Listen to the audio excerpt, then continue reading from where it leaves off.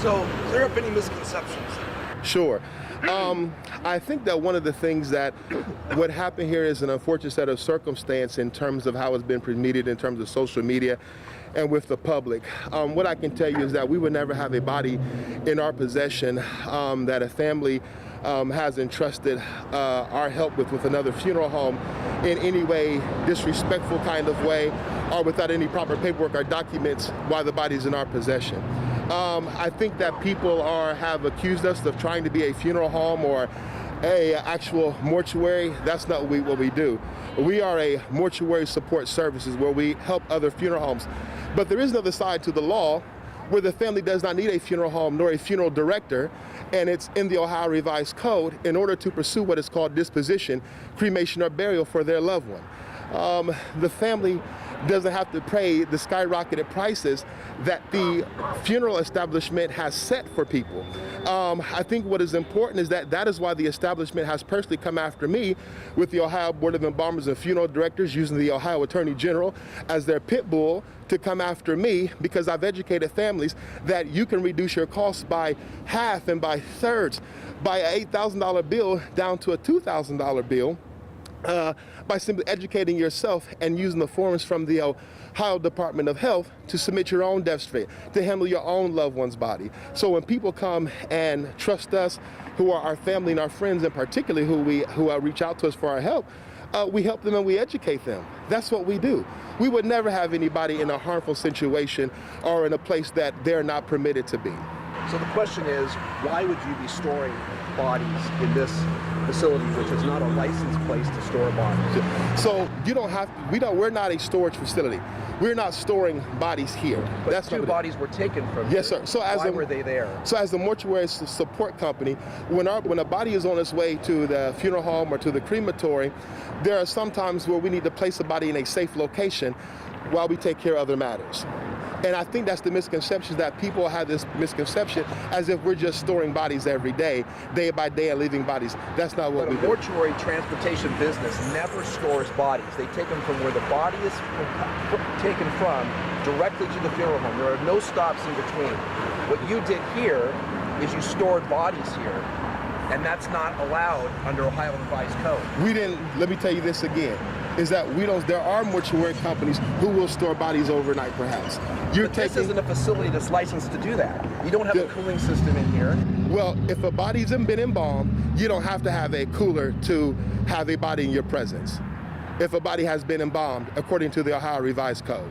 So you deny any charges that you're running an illegal funeral home? I deny those charges. We're not running an illegal funeral home. And who are you contracting with? Can you tell us the names of the funeral homes that you're working with? No, I can't tell you names of funeral homes that I work with, but I can tell you that the establishment, the Ohio Board of Embalmers, have gone against funeral homes that we work with or who work with us, and have bullied them, trying to stop them from working with us, simply because we are here to help protect families and to help families from the skyrocketing exorbitant prices that have been set by an industry. And that's why we're being bullied now. These are tactics, or people are coming after us because they simply don't understand the other side of the law. That doesn't require a funeral home nor a funeral home director to have somebody's body disposed of properly. And I think that's the misconception that people have right now, is that you have to have... The issue, Shawnte, is that you are no stranger to run-ins with the law. You had an issue up in Mogador where someone paid you money for a headstone and a grave, and the check bounced. And you had a felony indictment out for your arrest for bounced checks. You've done this in Akron. You've done this in other places. You've moved around. You have a reputation of not being someone who is trustworthy.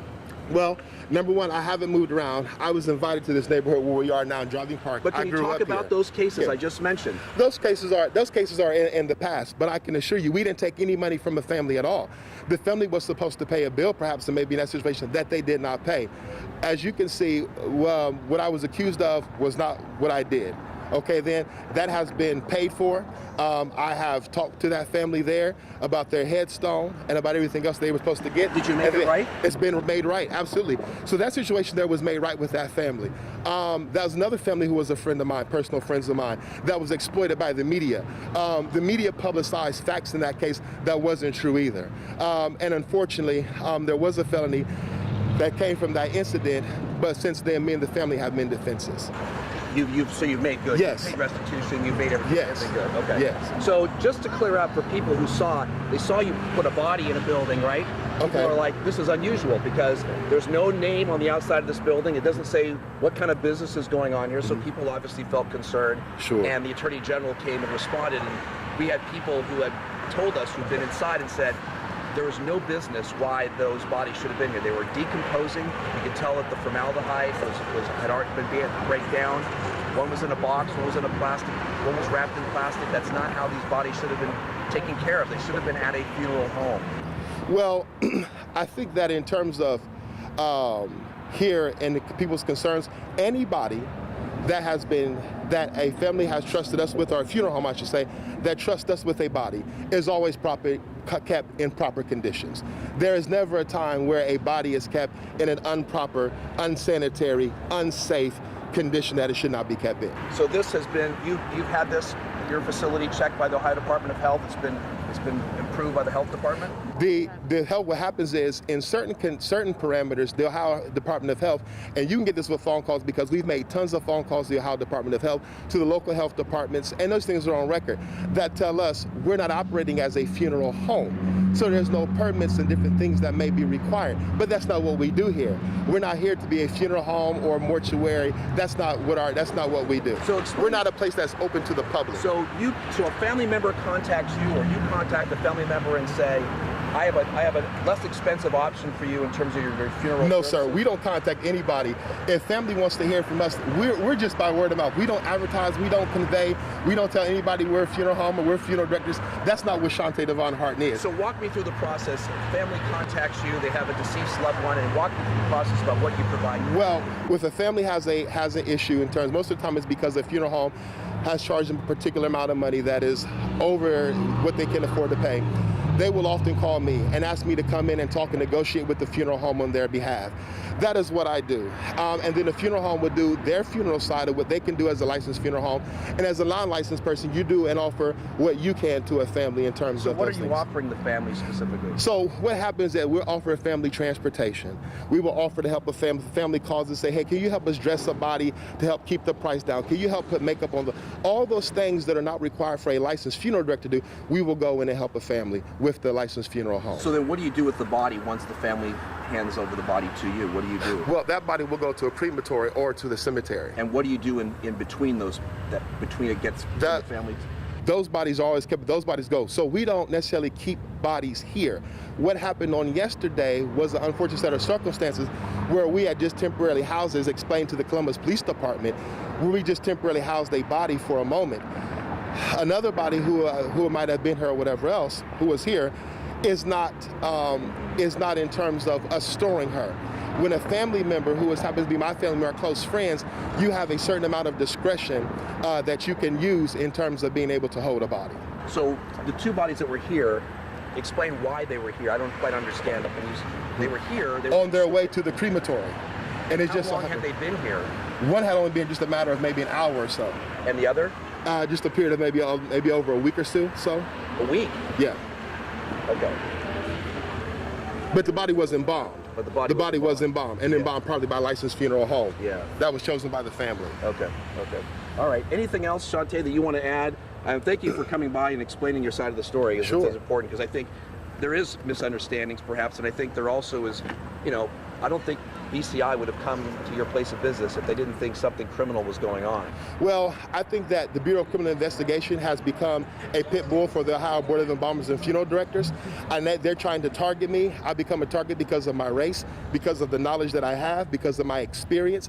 I become a direct target of the Ohio Board of Embalmers and the funeral establishment, and they're using BCI and the Ohio Attorney General to continue to be a pit bull again, work against me and to target me. So also in terms of the body and with the building and how it looks on the outside, we are also in the process, when we were invited back to Driving Park, we were invited to this building.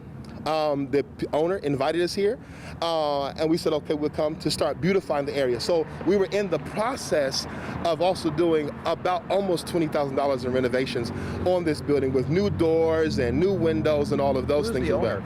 The owner is, of course, Mr. Hussein. And I think he has shared that with that and conveyed that to all the proper people, that yes, I know that he's in here. Also, we were under renovation processes that were just getting ready to happen, unfortunately, when all this occurred. Did the owner know that your building was being used to store? You can use the word store. Or what do you want to say? Well, we bring that bodies come in to be washed, because we also work with the Muslim community. Okay. So we don't store bodies. That's not what we do. You house the them, owner, you put them temporarily. The owner knows that there are bodies that come here to be washed. To be washed. Or to be dressed. The owner knows that. Okay. Yes. Okay. So part of your clientele is the Muslim community that needs bodies to be washed. Yes. Properly, and you're trained to do that. Yes. Okay. Yes. Okay. Yes. Okay. All right.